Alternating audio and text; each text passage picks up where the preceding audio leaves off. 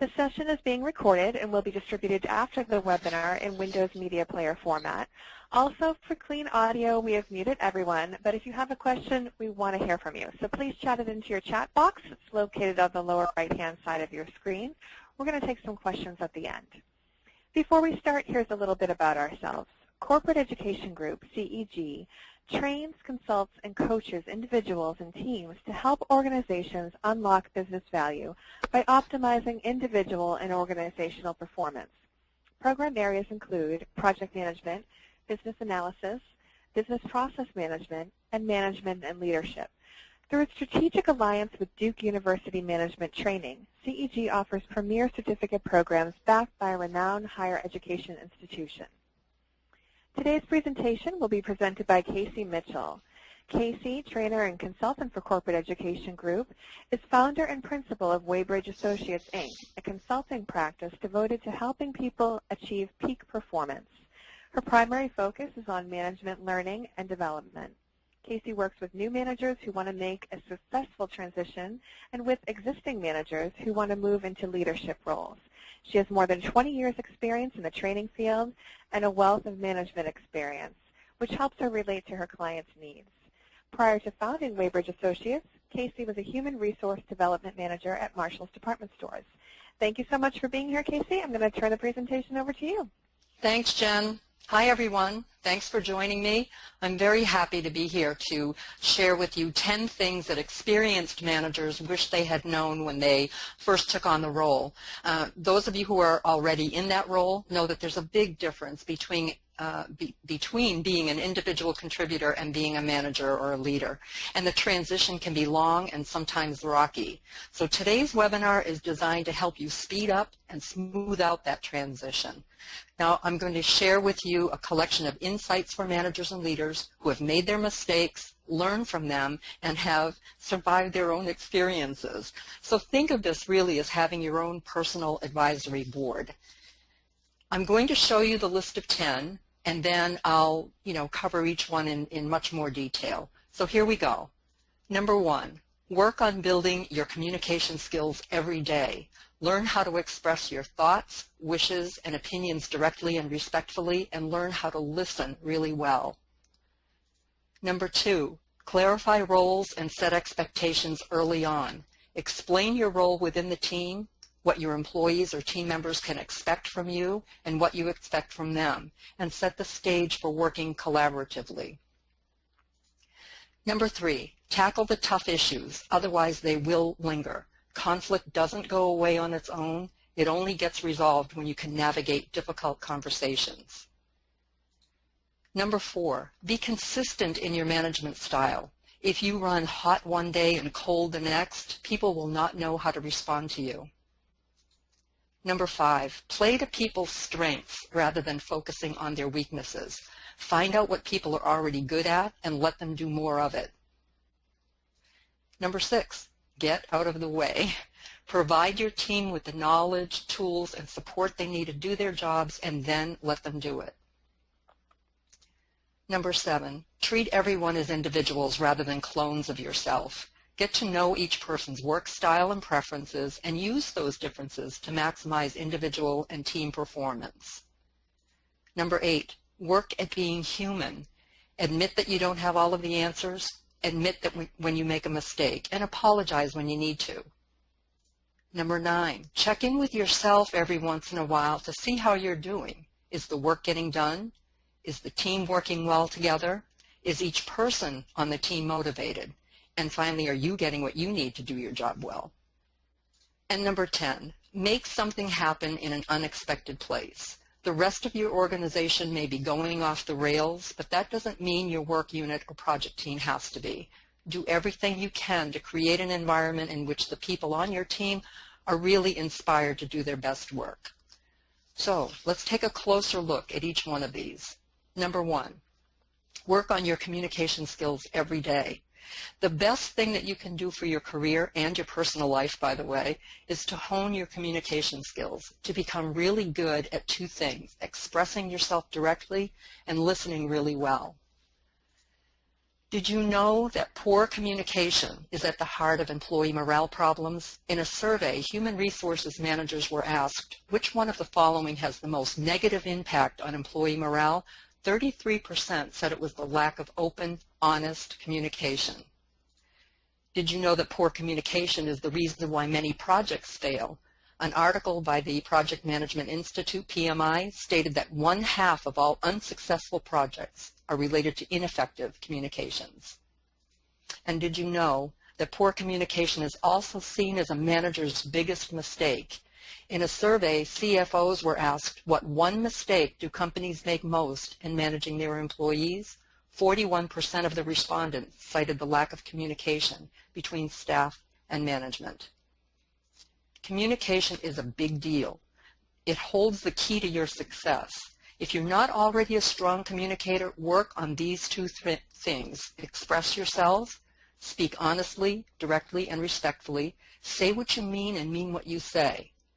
And listen really well. Give the speaker the gift of your time and your undivided attention. This isn't about half listening or pretending to listen, but really engaging and really listening to the person. So let's look at each of these two separately.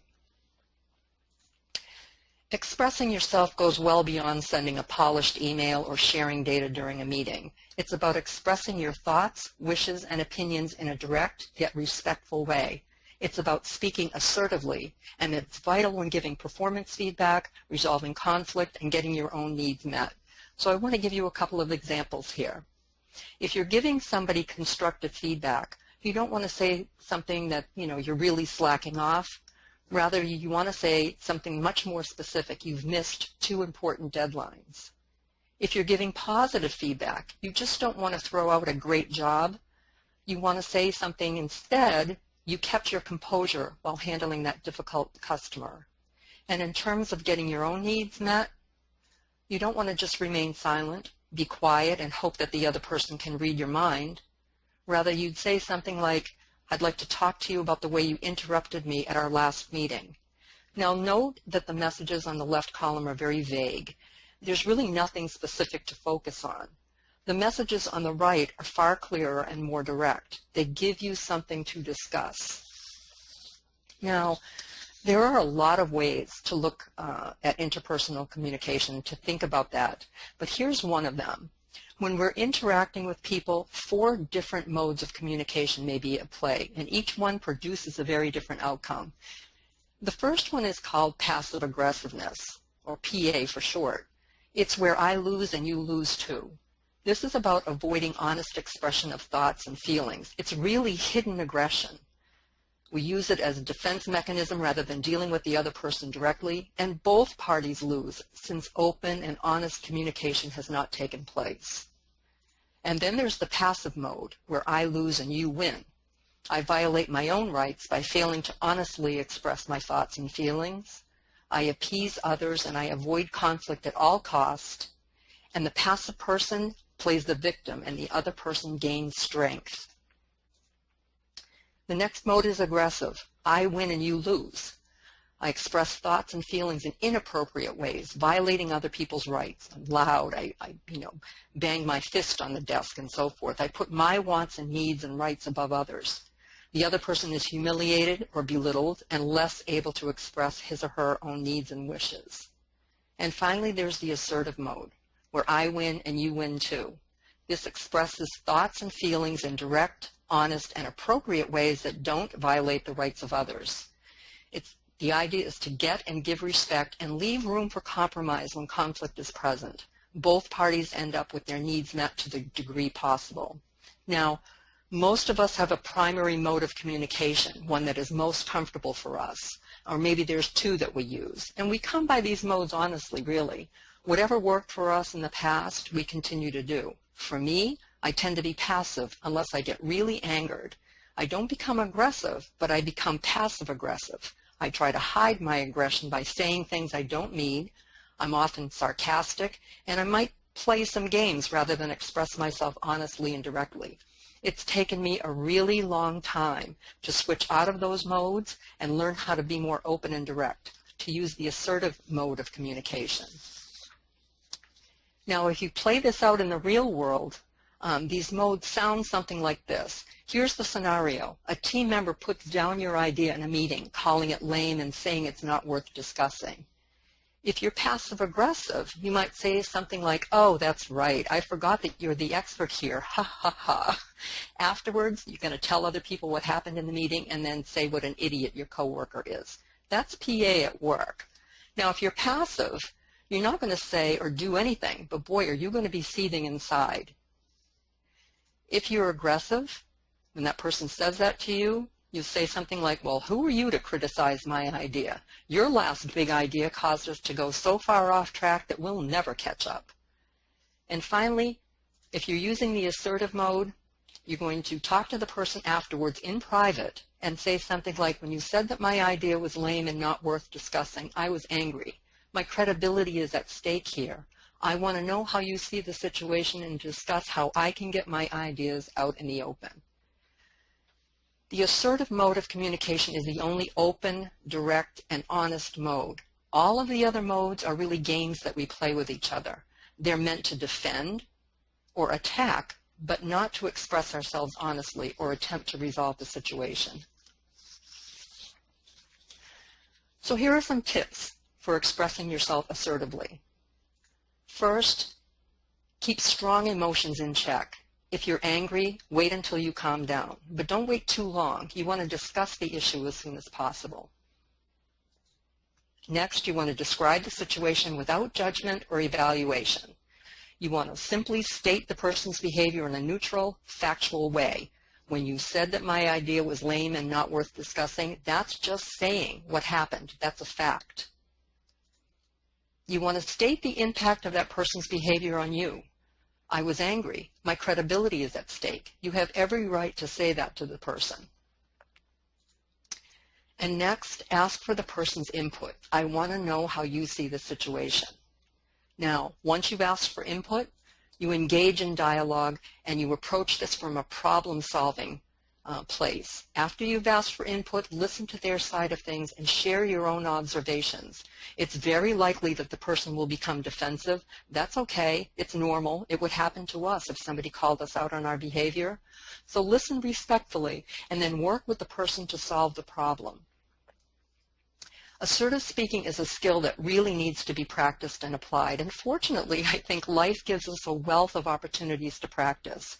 Let's say, for example, that your neighbor asks you to dog sit his St. Bernard again, or a coworker steals your idea and passes it off as her own, or your boss doesn't give you the time and attention you need to do your job well. When faced with these kinds of situations, you choose which mode of communication to use. You can be passive-aggressive, you can be passive, or you can be aggressive. But just know that using those modes will not solve the problem, and in fact, the problem is likely to get much worse. Assertive speaking is the only mode that allows at least the possibility of resolution. So expressing yourself is the first part of the communication equation. The next is active listening.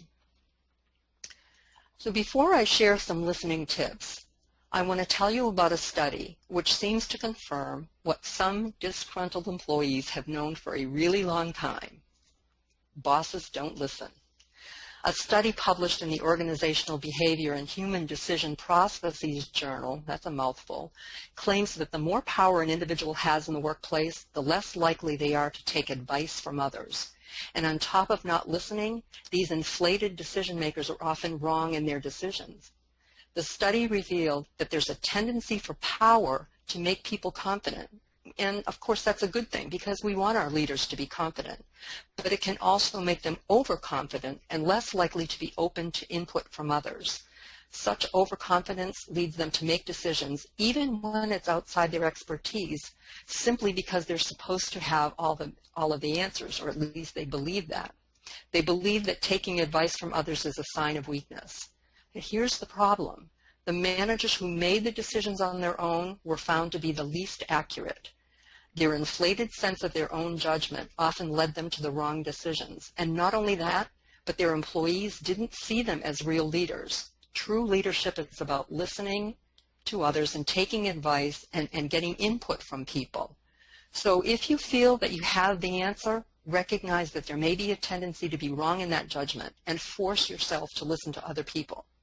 And even if you are absolutely certain that you're right, still listen to people because it's going to just make them feel great. So I want to give you some tips on helping you become a better listener, again, if this is an area that you want to work on. So the first thing to do is to remove barriers to listening. Step away from your phone and computer and remove yourself from any other distractions. Active listening requires that you keep a sharp focus on the person. You're listening to understand what the person is saying and sometimes maybe what they're not saying. So use open posture and maintain eye contact with the speaker if that's part of your culture. It's important here in corporate America that we maintain eye contact to show that we're listening. And open posture is just opening up yourself and being receptive. And then focus on everything about the speaker, their body language, their tone of voice, their gestures. Listen to what's being said. Listen to the content, the words that they're saying, and also listen to why it's being said. What's underlying it? What's the intent? Seek to understand what the speaker is saying, even if you don't agree. You know, you may never agree with what that person's saying, and that's really not the point. The goal is to understand where the person is coming from, and that can't happen if you're not listening really well. And finally, talk only when necessary. To ask questions, to paraphrase or summarize. You want to allow the speaker to confirm or correct understanding. Active listening is a powerful tool for you as a manager or leader. It makes the speaker feel validated, which in itself is a motivating factor. And it's often as important for the speaker as it is for you, the listener. There's something about the power in the sound of one's own voice. If someone comes to you and needs to talk out an issue, let them do that. Don't do all the talking. Let change, or at least the possibility of change, come from that person rather than you. Now, practice these two communication skills every day.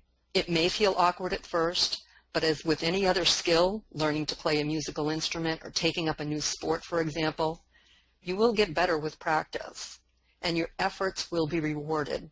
You'll be able to do just about anything that's required of you as a manager or project leader. You'll be able to express your thoughts and opinions, understand what others are thinking, give and receive feedback, make direct requests, resolve conflict, share ideas and information, and find out what's really going on. And phew, that's a lot. So again, becoming a skilled communicator is the key to success. Everything flows from there. So that was number one. Number two, clarify roles and set expectations early on. Whether you've been promoted from within, assigned the job of project leader, or you're coming in from the outside, it's vital that you set the foundation for how you're going to work together as a team. You'll want to meet with your team to talk specifically about your relationship with them as manager and employee, or team leader and team member. So first, you want to clearly define your role within the team. Discuss reporting relationships, responsibility for managing performance. For example, do you have direct responsibility for their performance, or are you giving input to their boss on performance? Be sure you spell that out. Next is discuss how you're going to work together. Talk about what your employees can expect from you and what you can expect from them. So for example, you might explain that you tend to be a hands-off manager but will be directly involved when problems arise. Talk about how communication will flow. What about weekly staff meetings? How will you communicate day-to-day issues? Will it be through email or in person? What are the preferences there? You want to get that sorted out. Next, you want to set the stage for working collaboratively. Tell them that you're interested in hearing their thoughts and ideas, and be genuine about that. Ask for their input on current issues and really listen to what they have to say. And finally, I would say don't delay. Don't put off this meeting, but even if you have put it off, it's never too late to have this kind of meeting. You can start by apologizing for not having done it sooner and then dive right in. Doing this kind of stage setting will save you a lot of trouble in the long run. when you think about it, any kind of conflict can usually be traced back to poorly defined roles and vague expectations. And in the end, you get these conflicts that keep happening. People will say, well, wait a minute, I thought I was in charge, or you're not the boss of me. That sort of dynamic is really counterproductive. It wastes a lot of time, wastes a lot of energy, it causes a lot of hard feelings. So this meeting really is the foundation. Without it, you'll always have confusion over roles and that conflict that we're talking about. If trouble does occur in the future, you can always clarify what was discussed at this initial meeting. Number 3, tackle the tough issues right away. Bite the bullet and tackle those difficult issues as soon as you can. And that's kind of frightening, I know. But if you don't, these issues will stick around forever. So, do you have any issues? Here are some issues that managers and project leaders might be faced with. Your customer is really angry and is threatening to report you. Your boss insulted you in front of the team. Your coworker took credit for your idea. Your team member failed to meet a major deadline. Dealing with an angry customer, talking to your boss or others in authority about their behavior, letting your coworker know that what she did was out of bounds, talking to your team member about subpar performance, all of these are tough issues. And so how do you handle these things? Well, I hate to say it, but you're going to have a difficult conversation. And you know, just the thought of it sends chills down my spine, and maybe you feel the same way. Many people, like me, are conflict averse. When faced with having to deal with an issue such as this, we sort of go back and forth between saying something to the person and ignoring the problem in the hopes that it will go away. But this kind of indecision drains our energy. We try to ignore it, we pretend it didn't happen, but it just sticks in our brain. I think to help you finally decide whether you're going to have this discussion or not, this conversation or not, is to weigh the pain factor. Whenever you're faced with having to tackle a tough issue like this, ask yourself, is it going to be more painful to deal with the problem or to avoid it? And I think you'll find that in every case, the pain of avoidance is greater than the pain of dealing with it. Ignoring the problem is never the answer. The situation does not resolve itself. I wish that it would, but it doesn't. The problem doesn't go away. And in fact, by leaving things alone, it's likely to cause even more conflict later on. If you decided to have the conversation over such a tough issue, you'll want to prepare beforehand. Start by thinking about your purpose, about what you want to accomplish for having this conversation. What do you want for yourself, for others, and for the relationship? Be brutally honest about your motives. Do you want to win? Do you want to be right? Do you want to seek revenge? Defend yourself? While these purposes may feel right to you, they usually won't work. If you go into the conversation with these purposes in mind, it's doubtful that you will resolve anything. The authors of a great book called Difficult Conversations, How to Discuss What Matters Most, say that there are 3 purposes that do work. Express your views and feelings, so explain your side of things, learn their story, listen to their side of things, and problem solve together. Now, here's where good communication skills really come into play.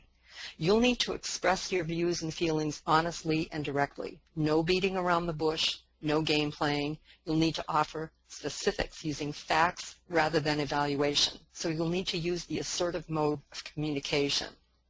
Once you've told your side of the story, be prepared to really listen to what the other person has to say, even if you don't agree with him or her. Don't argue, don't justify anything, just listen to what they say. And then engage in a true dialogue, a back and forth exchange designed to solve the problem. Treating this as a problem-solving exercise will help take some of the heat out of it, and you'll have a much greater chance of resolving the issue. But, it looks all nice and neat on the screen, but these kinds of conversations are tricky. They're not straightforward. It's funny how they loop in and out. We have false starts, and then we're not very articulate, but that's okay. And just know that issues may not be resolved with just one conversation. Keep working at it, though. It will save you from big headaches later on. Number 4, Be consistent in your management style. Now this image, I guess, is a little Zen-like perhaps, but the idea though is to smooth out the jagged edges of your management style, to create some kind of flow, to be consistent and even predictable. Well, who are you this time? Well, this woman looks a little strange, yes? We don't quite know what to make of her. When a manager or project leader's behavior is changeable and unpredictable, it kind of throws people off balance. It makes them suspicious and cautious. It impedes communication, and it can really wreck morale. So do you run hot and cold? Are you a sweetheart in the morning and a tyrant in the afternoon? If so, people will not know how to respond to you. If you tend toward having these kinds of mood swings, your team members are likely thinking, well, who are you? Who am I dealing with today? And this puts really unnecessary pressure on them to walk on eggshells around you for fear that they might set you off. It's tough on them, but it's tough on you too, because you may not be getting what you need to do your job well. Your team may hold back on discussing important matters with you because they don't know how you'll respond. So try to work on becoming more consistent and predictable in your management style. Become more aware of your mood swings and the effect those mood changes have on others. Manage your emotions in the moment and do what you can to even things out. Your team will really thank you for it. The next, number 5, play to people's strengths. When it comes to managing performance, we tend to focus on people's weaknesses. At worst, we complain about the non-performers but don't do anything about it, or we transfer the problem person elsewhere. I've seen it happen over and over again. At best, we work to spotlight the defects and then we try to fix what's broken. We really can't help it, right? We're sort of conditioned to spot trouble and try to eliminate it. But that approach can be frustrating for the manager and demoralizing for the employee. The results are often disappointing and they can even be disastrous. Now, the reason why it's so difficult and perhaps futile to eliminate a weakness is that people don't change that much. Don't try to put in what was left out. Instead, try to draw out what was left in, and that's hard enough.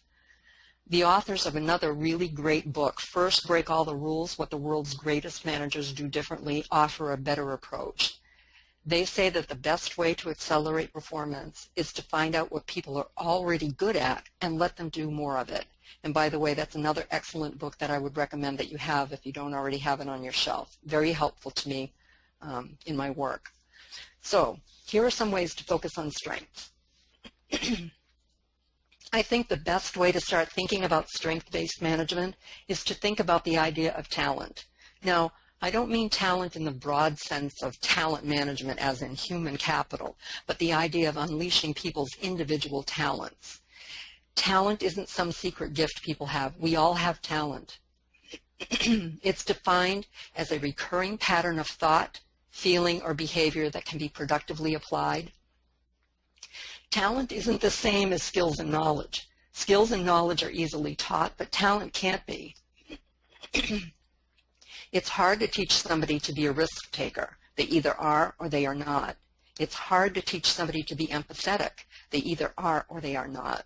So skills and knowledge can be transferred from one person to another, but talent can be transferred from one situation to another. So your talent for taking risks or your talent for empathy is something you can pack up and take with you in any job, in any industry at any time. Great managers help their employees cultivate their particular talents. When people are given opportunities to nurture them, those talents, they respond by turning in really great performance. So the authors say that the key to excellent performance is finding a match between your employees' talents and their roles. So here are some ways to focus on strengths. The first is to cast people in the right roles. Talk with each person individually. Ask them about their strengths and weaknesses, their goals and dreams. As you work with them, take note of the choices they make, the kind of work that energizes them, or the kind that really depletes them. When casting, consider skills and knowledge, of course, but also consider talent, and try to position each person so that they can do more of what they're naturally wired to do. The next is to focus on your best people. Most managers spend more time with non-productive employees because they assume their role is to control and instruct them. And I guess that's useful for brand new people. Of course it is, but not for most everyone else. Spend time with your productive people. If you ignore them, they're going to notice and they're going to react accordingly. They're going to wonder what they have to do to get noticed and appreciated by you. And chances are they'll start to do less of what made them great in the first place. The next is to manage around a weakness. Great managers don't ignore non-performance, of course. Some people are going to struggle, some will fail. But when faced with poor performance, do some diagnosis. Ask yourself these questions. Is the poor performance due to a lack of skills or knowledge? If so, then the problem is trainable. And that's a fairly straightforward and easy fix. Is the non-performance caused by you misreading what motivates them? If so, find out what those motivational triggers are. For example, does this person get satisfaction from working collaboratively or from working as a lone contributor? Is the poor performance because the person lacks talent? Do they lack the innate ability to do the job? If so, find a way to support them or find them an alternative role. Let's say that you've got a creative person in charge of cranking out detailed reports. I'm guessing that the person has really low energy for this. So try to find something for them to do that unleashes their creative side. You might have them brainstorm ideas for an upcoming project, for example, and then watch what happens when they get to use their talent. Suddenly there's a fire from within. It's a joy to watch. The next one is there something about the environment that inhibits performance? For example, does this person feel disconnected because he's working remotely? Does he have a need to be connected with other people and he's disconnected? And finally, is there something about me as manager that's getting in the way? And that's a hard thing to think about. But for example, have I already written off this person and I'm not spending enough time with him or her? These are just some ways to approach performance from a point of strength rather than one of weakness. You may not be able to slot everyone into a role that unleashes all of their talents. Even so, try to find parts of the job that matches their natural abilities. They'll be more willing to work on the things that they view as drudgery. Number 6, get out of the way. Great managers will tell you to step aside, follow the exit signs, quit gumming up the works. They would tell you to provide your team with the knowledge, tools, and support to do their jobs and then let them do it. Now that's really scary for some managers. But the fact is, human beings are autonomous by nature. Paul Herr, author of Primal Management, says that human beings are designed to be self-managing, self-organizing, and self-motivated. He says we do better without massive rule books and an army of overseers. And I think most of us would agree with that. And study after study shows that autonomy, allowing people to make decisions and take action, is key to unlocking great performance. But here's the problem. Many managers refuse to allow any level of autonomy, clinging instead to command and control. They just don't want to let go. And why would they? They're accountable for their team's performance, so of course they want to retain that control. But tightening the reins will result in lower quality performance in the long run and may cause real trouble for the manager and the team, because team members naturally are going to rebel against this. But something else happens as well. In this kind of environment, the manager is actually training people not to think for themselves. Team members are learning how to be helpless. And lacking critical thinking skills is a real career killer. So truly, a manager or project leader owes it to people to allow them to explore and discover and come up with solutions and make their own mistakes. But okay, let's say that you're still not convinced that stepping aside is the right thing to do. Is there a middle ground here? Well, I think if you're fearful of introducing more autonomy, there are some ways to ease into it. I think at the very least, ask your team for their input on work processes and procedures. It makes sense to do this. Once you move away from individual contributor and do more managerial things, you begin to lose sight of the day-to-day stuff anyway. Your team members are the subject matter experts. I think they should be treated that way. When you give an assignment, whenever possible, let people decide on the how. Explain why they need to do the job and let them figure out how to do it.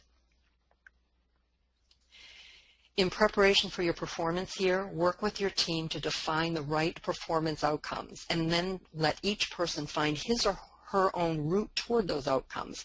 That's really scary, yes, but it's a powerful motivator. You just need to be rigorous about defining outcomes and making sure that they know what great performance looks like, and then trust your team to achieve those outcomes.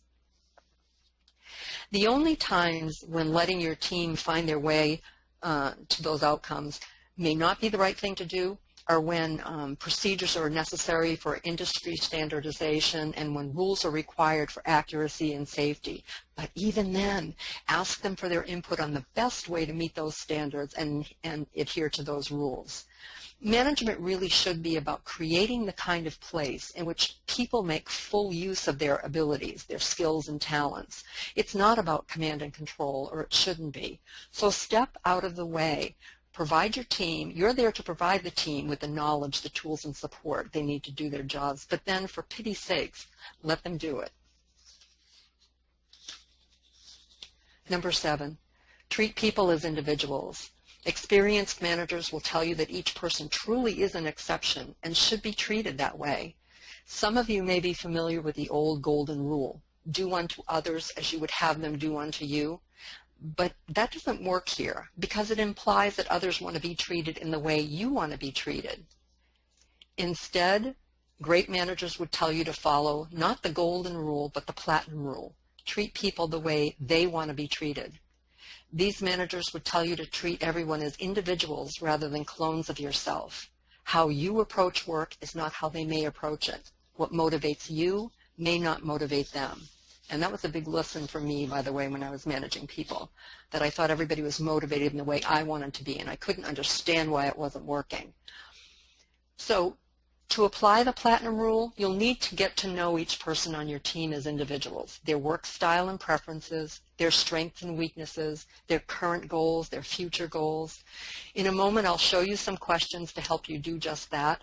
Getting to know the individuals on your team really is a process of discovery that calls for being genuinely interested in them as people and curious to know what's on their minds.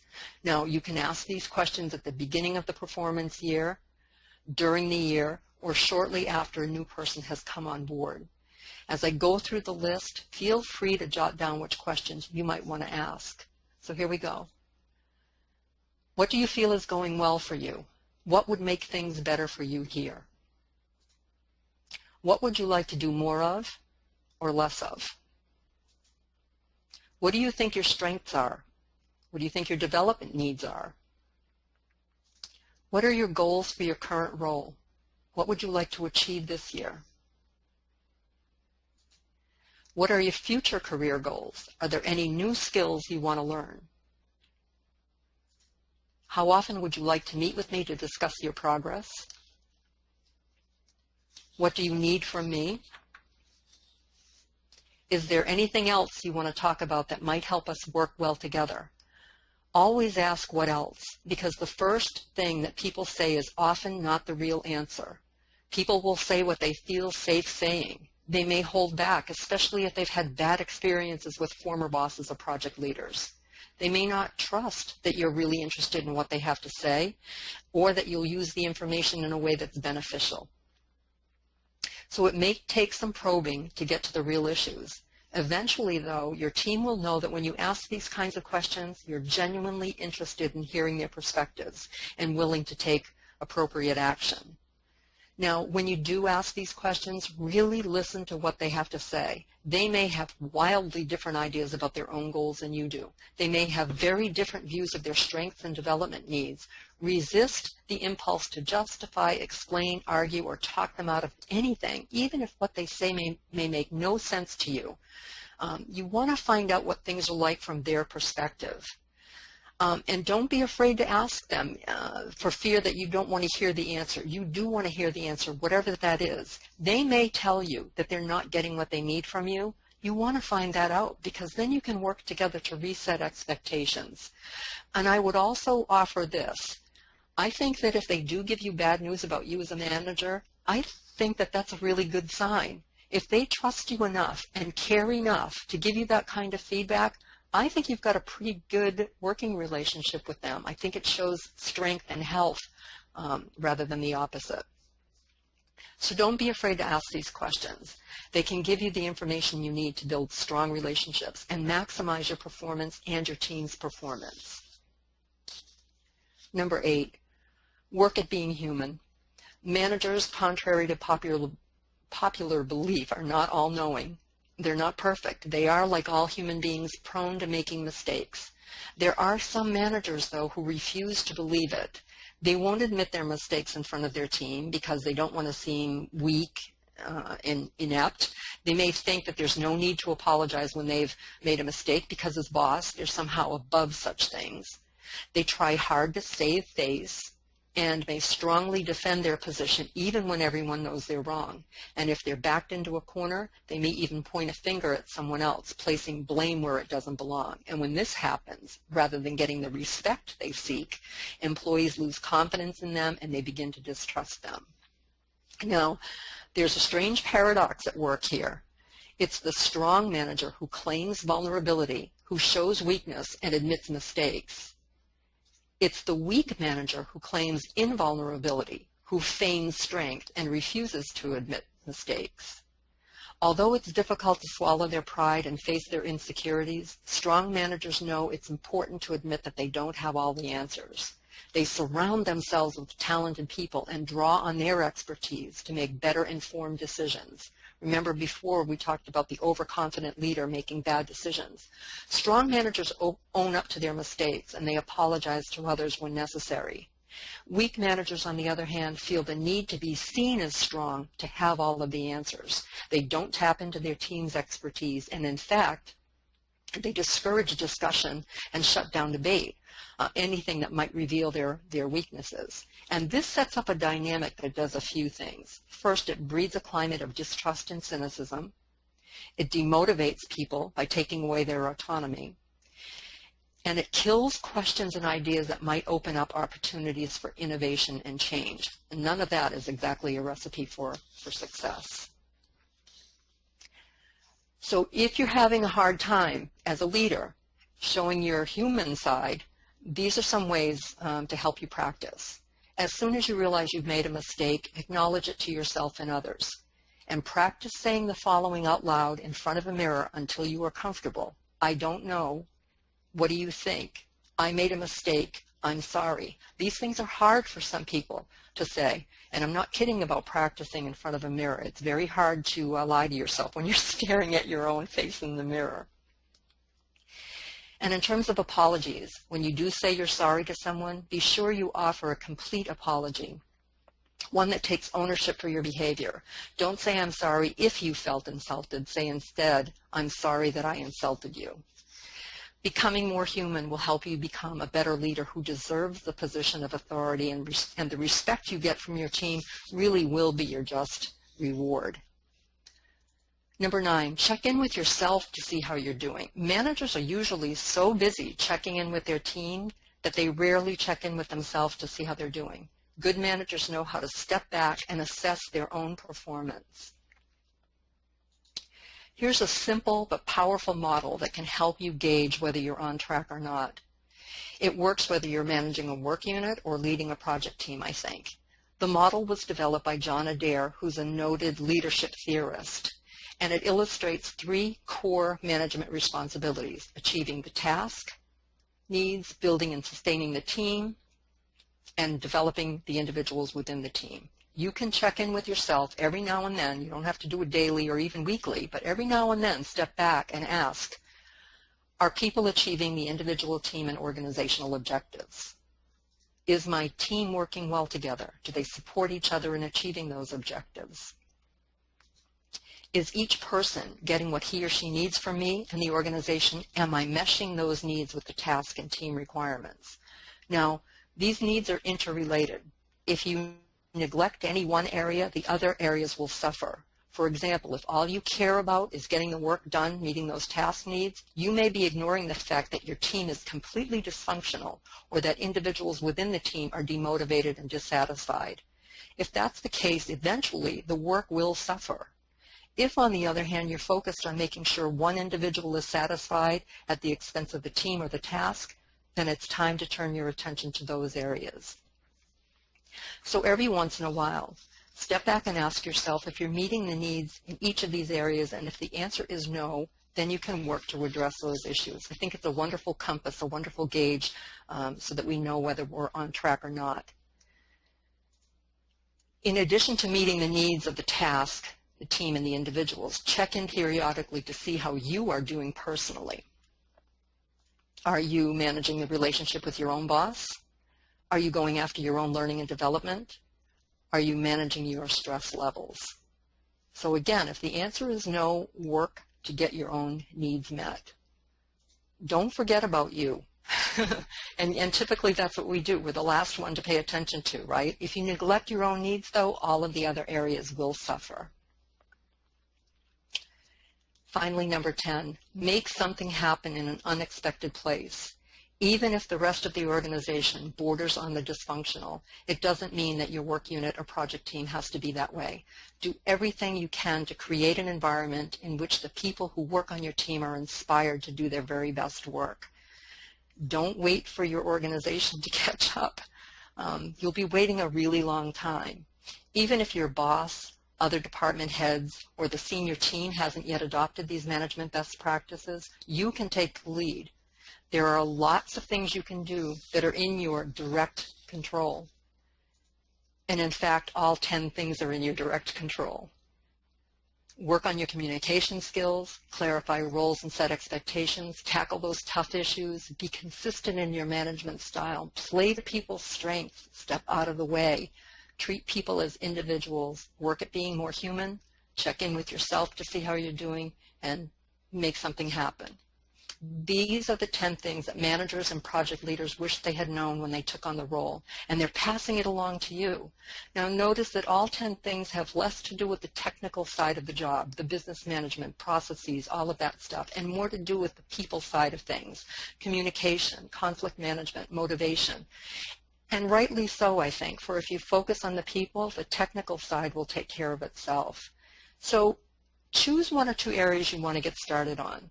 And I'm going to just pause for just a second for you to scan the list and maybe jot those down.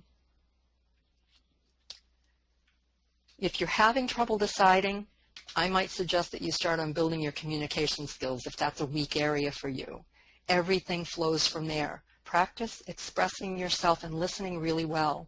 Do this in your daily interactions with people until it becomes second nature to you. It may be tough at first. It may feel awkward and uncomfortable, but it does get better with time and practice.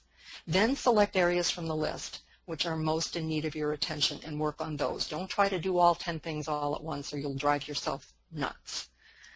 I think it is possible to excel as a manager by using your own skills, your knowledge, and your talents, and also by following the advice of people who have gone on before you and have learned from their mistakes that they've made along the way.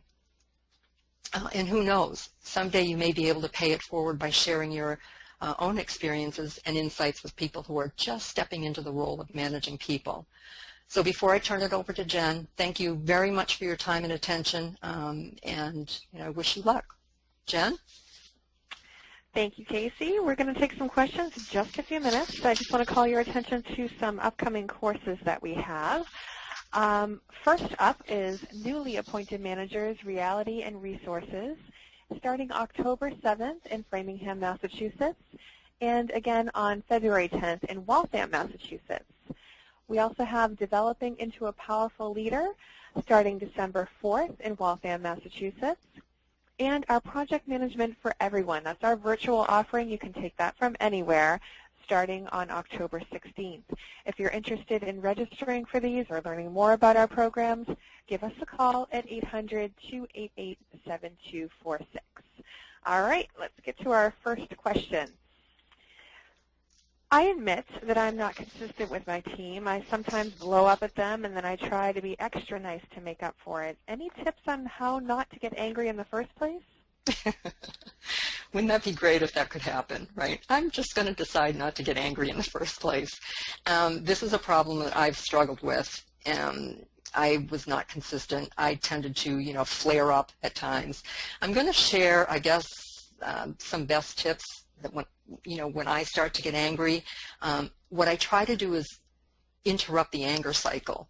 And some of this might sound a little goofy, but I'll just give it a shot. I've actually yelled stop loudly in my head, not out loud, which sort of interrupts the cycle.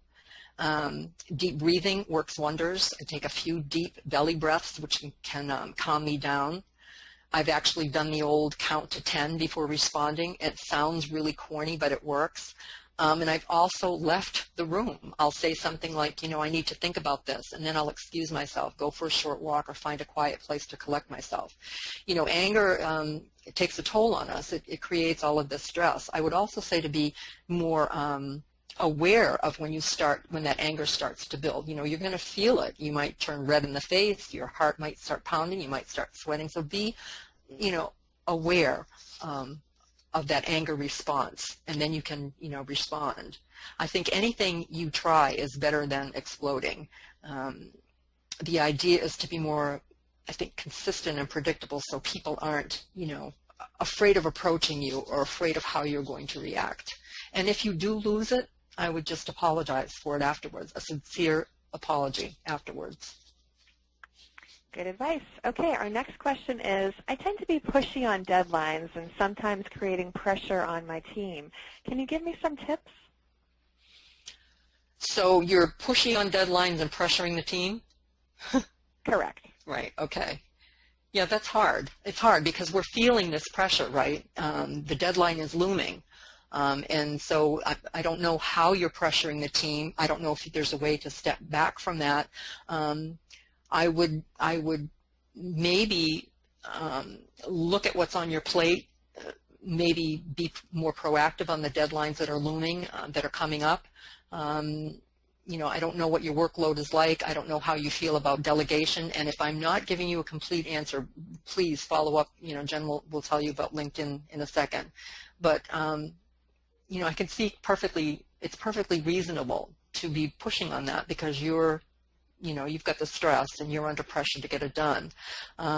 Be careful, though, about pressuring the team too much. I think when we overload them, especially if they don't feel comfortable with you by saying something, you're really pressuring me, I'm not comfortable with this, then that's something you're going to need to deal with.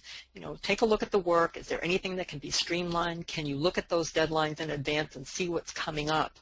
And maybe ask the team how to handle it. Great. Thank you, Casey. And Casey just mentioned our LinkedIn group. I just chatted out the link to everyone. If you're not already a member of our group, please join us over there. We're going to take any additional questions, post them in our LinkedIn group, and ask Casey to answer them there. And feel free to chat in any questions you may think of after the webinar there as well. So again, if you're not already a member, join us over there. Our next question is, should you really apologize for actually insulting someone when you truly did not mean to be insulting? Well, this is a lesson I learned a long time ago. Perception is their reality. If they felt insulted, even though I didn't intend it, they were insulted.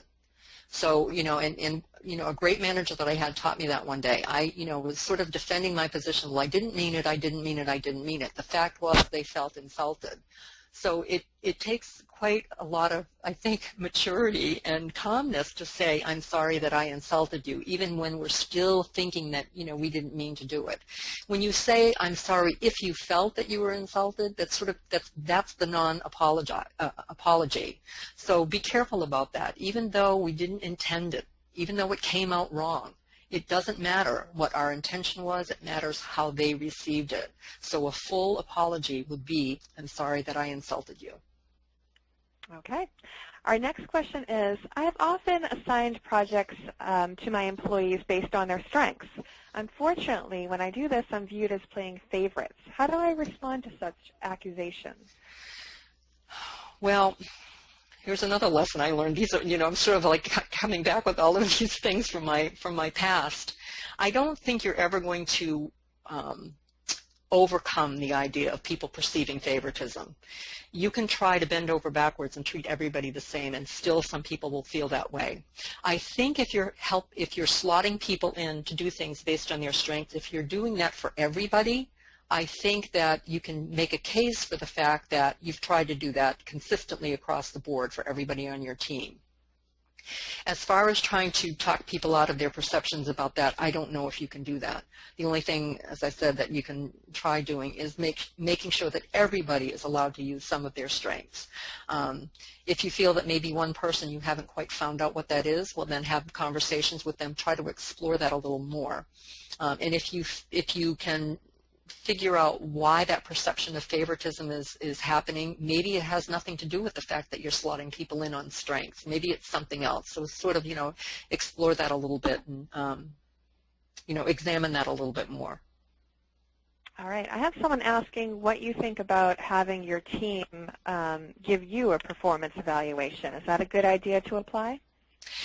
It is an excellent idea if, and it's a huge if you take the information that they have to tell you, you listen really well to what they say, you don't argue, you don't justify, you don't talk them out, you don't make excuses, you don't do all of those things. If you ask for that kind of feedback, you must be willing to take it in, even if what they say really stings and really hurts you.